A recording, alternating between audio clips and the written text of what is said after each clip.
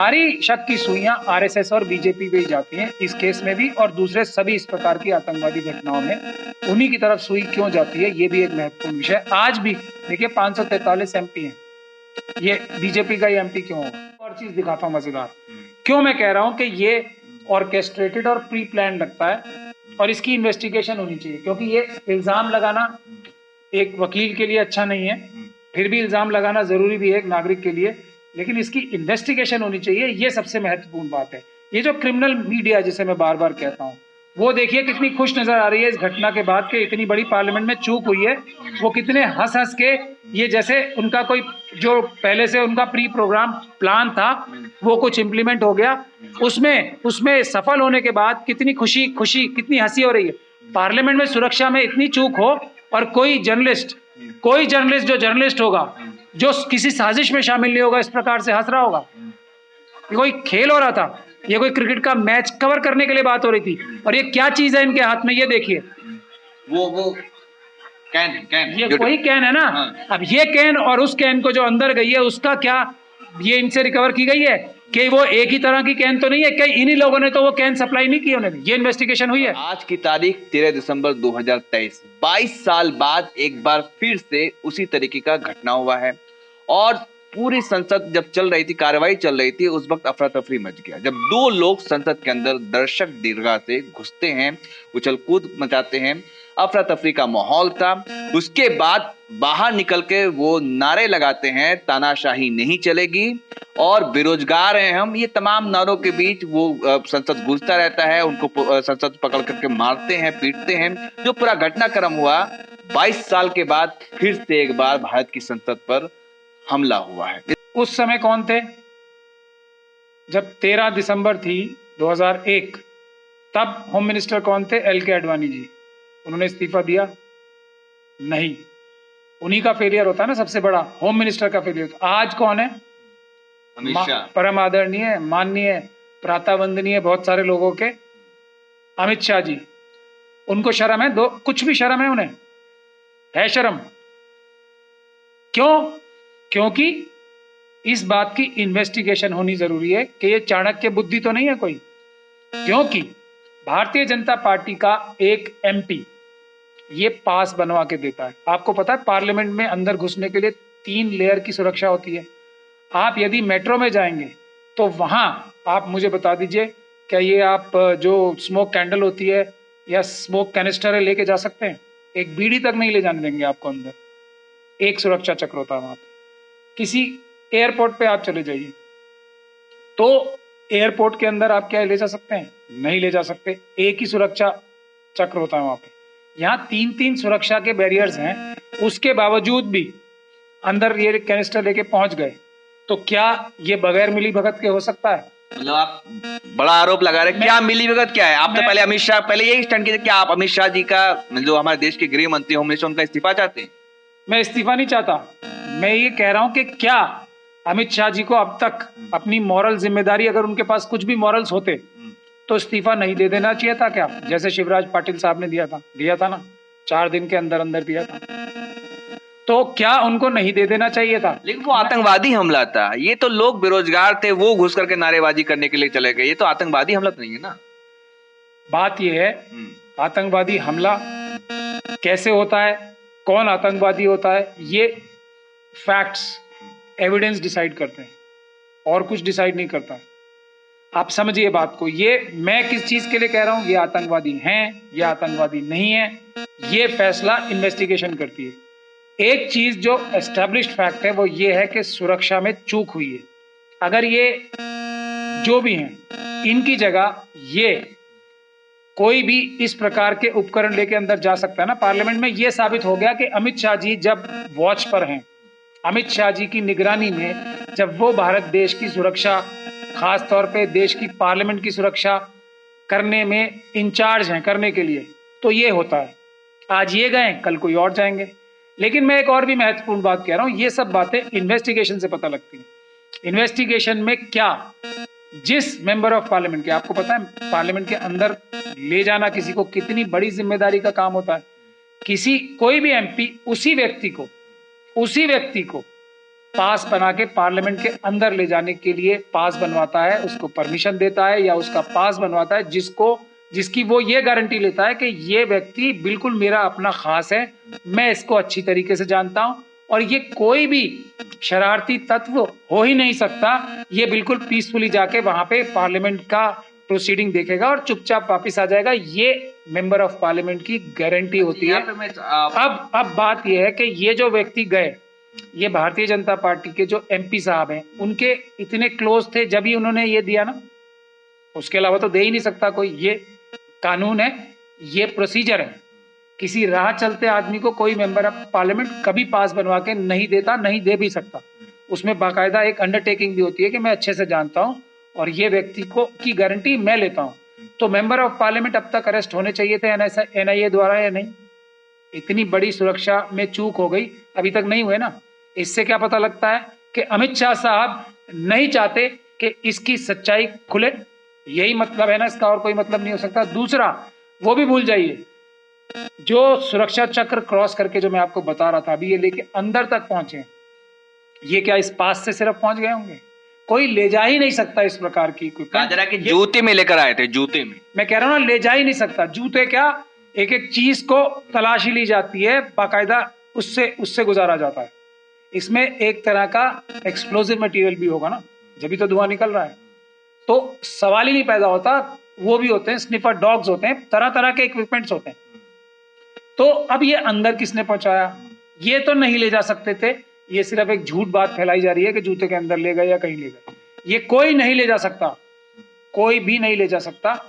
इसमें सबसे बड़ी इन्वेस्टिगेशन ये भी होनी चाहिए कि कौन व्यक्ति रिस्पॉन्सिबल है इस प्रकार की मटेरियल अंदर ले जाने के लिए। लेकिन सवाल ये लोग ले जा नहीं सकते, इस बात को कोई भी जो भी इंटेलिजेंट आदमी होगा कभी नहीं माने।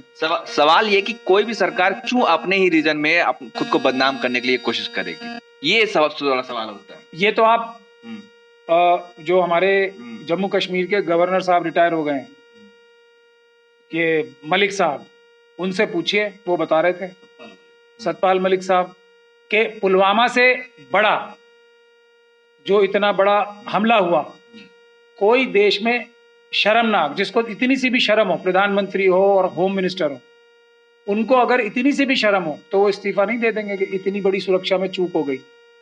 सतपाल मलिक जी तो कुछ और ही कह रहे हैं। तो यहां तो इस प्रकार की जो घटिया घिनौनी हरकतें होती हैं देश के साथ, उसमें आपदा में अवसर बना लेते हैं। तो उसी प्रकार से इस आपदा को भी अवसर बनाने की चेष्टा की जाएगी अभी। तो ये आपदाएं अपने आप है, ये वाली आपदा तो अपने आप नहीं हुई है। ये आपदा तो, मेरा ये इल्जाम है कि ये ऑर्केस्ट्रेट की गई है, टेलर मेक की गई है, डॉक्टर्ड की गई है। मतलब आप जो कहना चाह रहे हैं, खुल करके बताइए क्या कहना चाह रहे हैं, क्या कोई साजिश है इसके पीछे? क्योंकि भारतीय जनता पार्टी के जो कर्नाटक के मैसूर से सांसद है, उन्होंने पास बना करके दिया था, और गृह मंत्री अमित शाह और मोदी जी कहते हैं कि परिंदा ही पर नहीं मार सकता, इतना सुरक्षा है इस देश में। और इस तरीके का हमला, वो भी 22 साल पहले आज ही के दिन हमला हुआ था संसद पे। आखिर ये डेट क्यों चुना गया? तो इसीलिए चुना गया कि इससे मैक्सिमम इफेक्ट पैदा करना है। 13 तारीख का, 13 तारीख की डेट इसलिए चुनी गई है। 13 तारीख को सबसे ज्यादा सुरक्षा जो है, चाक चौबंद और चौकन्नी होती है पार्लियामेंट की सबसे ज्यादा, क्योंकि 13 तारीख एनिवर्सरी होती है 2001 की, पार्लियामेंट पे जो आतंकवादियों ने हमला किया था उसमें। तो इसीलिए उस दिन तो सबसे ज्यादा चौक चौबंद है सिक्योरिटी, और उसी दिन करा के सबसे ज्यादा हाइप भी मिलती। मैं आपको एक और चीज दिखाता हूँ मजेदार, क्यों मैं कह रहा हूँ कि ये ऑर्केस्ट्रेटेड और प्री प्लान लगता है और इसकी इन्वेस्टिगेशन होनी चाहिए। क्योंकि ये इल्जाम लगाना एक वकील के लिए अच्छा नहीं है, फिर भी इल्जाम लगाना जरूरी भी है एक नागरिक के लिए, लेकिन इसकी इन्वेस्टिगेशन होनी चाहिए। ये सबसे महत्वपूर्ण बात है। ये जो क्रिमिनल मीडिया जिसे मैं बार बार कहता हूँ, वो देखिए कितनी खुश नजर आ रही है इस घटना के बाद कि इतनी बड़ी पार्लियामेंट में चूक हुई है। वो कितने हंस हंस के, ये जैसे उनका कोई जो पहले से उनका प्री प्रोग्राम प्लान था वो कुछ इम्प्लीमेंट हो गया, उसमें सफल होने के बाद कितनी खुशी कितनी हंसी हो रही है। पार्लियामेंट में सुरक्षा में इतनी चूक हो और कोई जर्नलिस्ट जो जर्नलिस्ट होगा, जो किसी साजिश में शामिल नहीं होगा, इस प्रकार से हंस रहा होगा। ये कोई खेल हो रहा था, ये कोई क्रिकेट का मैच कवर करने के लिए बात हो रही थी, और ये क्या चीज है इनके हाथ में, ये देखिए। वो कैन ये कोई कैन है ना। हाँ। अब ये कैन और उस कैन को जो अंदर गई है उसका क्या ये इनसे रिकवर की गई है कि वो एक ही तरह की कैन तो नहीं है, कई इन्हीं लोगों ने तो वो कैन सप्लाई नहीं की उन्होंने। ये इन्वेस्टिगेशन हुई है? नहीं होगी ये इन्वेस्टिगेशन। इस बात से इस तरफ की तरफ इशारा जाता है कि ये सब कुछ ना कुछ प्लानिंग से हो रहा है। अच्छा ठीक है सर, एक सवाल ये है मेरा कि अगर भाजपा का सांसद नहीं होते, वो किसी विपक्षी दल, कांग्रेस, आरजेडी, जेडीयू, ये तमाम जो विपक्षी दल है, किसी भी सांसद के पास पर गए होते तो फिर क्या होता, क्या चल रहा था देश में? ये आपका जो हाइपोथेटिकल सवाल है ना, ये कभी हो ही नहीं सकता था, क्योंकि कोई भी सांसद मैंने अभी आपको बताया उसी व्यक्ति को पास देगा जो उसका घर का क्लोजेस्ट आदमी होगा, जिसके शरीफ होने की, जिसके कोई गड़बड़ ना करने की गारंटी वो सांसद देता हो। भारतीय जनता पार्टी के अलावा कौन सा ऐसा सांसद है जो ऐसा काम करेगा? और ये किस बेचारे सांसद ने भी कोई ये जान के थोड़ी इसको डायरेक्शंस होंगी जब तो किया, इसने गारंटी दी है ना। ये कोई भी सांसद ये काम कर ही नहीं सकता। आप बड़ा आरोप लगा रहे हैं। मैं आरोप नहीं, मैं तथ्य बता रहा हूं। इसीलिए किसी भी और एमपी का ये पास बन ही नहीं सकता था, कोई भी नहीं बनाता। किसी भी सस्पेक्टेड आदमी का कोई भी व्यक्ति पास मेंबर ऑफ पार्लियामेंट नहीं बनाता, नहीं बना सकता। इसीलिए नहीं बनाया, किसी ने बना ही नहीं सकता। मैं जानना ये चाह रहा हूँ कि अगर ये मुसलमान लड़का हो जाता, जो लोग गए हैं, जो पकड़े गए, अगर ये मुसलमान होता तो फिर क्या होता? आप कैसे देख रहे हैं? मैं यही कह सकता हूँ कि आरएसएस के कार्डर्स में कुछ जो उनके मुस्लिम कार्डर्स हैं, जो आरएसएस के ही कार्डर्स हैं, जिनसे वो इस प्रकार की गतिविधियां कराते रहे, बहुत सारे केसेस में ये खुद ही लिप्त पाए जाते हैं ना, जो आरएसएस का कार्डर होता है। एक हाइपोथेटिकल सवाल है सर, अगर एक लड़के एक लड़की जो पकड़े गए हैं, अगर वो मुसलमान होते, संसद में जिस तरह से घटना हुआ, तो फिर देश में क्या चल रहा होता? बीजेपी के नेता क्या कह रहे होते? देश की मीडिया क्या कर रही होती? देखिए, ये किस्मत अच्छी है देशवासियों की कि जो आरएसएस के जो इस प्रकार के उन्होंने जो मुस्लिम लोग अपने कार्डर्स में भर्ती कर रखे हैं, क्योंकि 13 दिसंबर का एक दिन फिक्स था, तो शायद हो सकता है कोई अवेलेबल ना हुआ उन्हें। तो इसलिए किस्मत अच्छी है हम सबकी कि कोई मुस्लिम नाम का व्यक्ति उनको अवेलेबल नहीं हुआ, तो उन्होंने, क्योंकि 13 दिसंबर को कराना ही था, ऐसा मेरा आरोप है। इसकी इन्वेस्टिगेशन होनी चाहिए।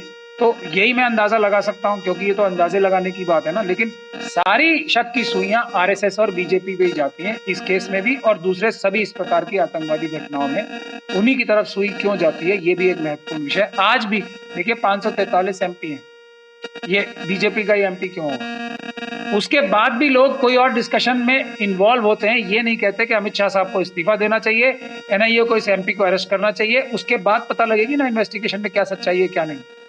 इसके बाद किसी और भी डिबेट में जाना मेरे ख्याल से फिजूल है और देश के साथ वफादारी नहीं है। सबसे पहला काम अमित शाह जी को इस्तीफा देना चाहिए, उसके बाद इस एमपी को अरेस्ट होना चाहिए और उसके बाद इसकी पूछताछ होनी चाहिए, कड़ी से कड़ी पूछताछ के बाद कि क्या साजिश थी, तभी साजिश का। और उसके बाद इन जो ये सो कॉल्ड अपने आप को जर्नलिस्ट कहते हैं, जिनको मैंने अभी दिखाया आपको, इन सबको अरेस्ट करना चाहिए, इनसे पूछताछ करनी चाहिए कि ये एक जैसे लगने वाले तुम्हारे पास कहाँ से आए कैनिस्टर।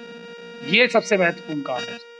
आखिरी सवाल मैं चाहूंगा, आप सुप्रीम कोर्ट के वरिष्ठ वकील है, ये बताइए कि इस घटना को कैसी घटना मान रहे, आतंकवादी घटना या फिर इसका प्रदर्शन? क्योंकि वो लोग जो आए थे उसका मकसद ये था कि देश में बेरोजगारी है, महिलाओं का सम्मान नहीं हो रहा, तानाशाही चल रही है, संविधान खत्म किया जा रहा है, ये नारे लगा रहे थे वो लोग। तो आप इसे आतंकवादी घटना मानते हैं या एक प्रदर्शन मानते हैं? क्योंकि सरकार, उनका आरोप है कि सरकार सुन नहीं रही है, इसलिए हमको यहाँ आकर के जगाना पड़ा।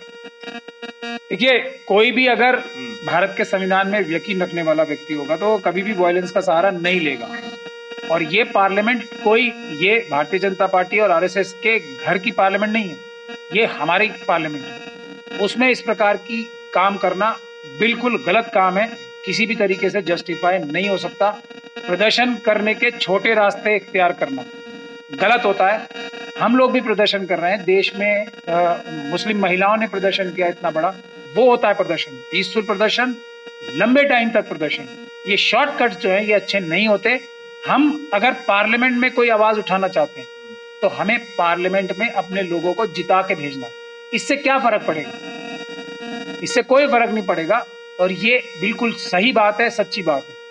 जहां तक आपने ये कहा कि ये आतंकवादी घटना है या नहीं है, ये इन्वेस्टिगेशन का विषय है। लेकिन अगर आतंकवादी ये घटना देख रहे होंगे तो हर एक आतंकवादी को एक बात आज कंफर्म हो गई कि अमित शाह साहब जब होम मिनिस्टर हैं तो पार्लियामेंट के अंदर इस प्रकार की अवैध चीजें ले जाना इतना आसान है, ये बात पूरी दुनिया के आतंकवादी आज समझ चुके हैं। इसीलिए मैं कह रहा हूं देश की सुरक्षा के लिए अमित शाह जी को इस्तीफा देना चाहिए और उनको किसी भी पद पे अगले कम से कम 10 साल तक आने के लिए बैन होना चाहिए, क्योंकि वो इस लायक नहीं है कि वो इस महत्वपूर्ण पद पर रहें।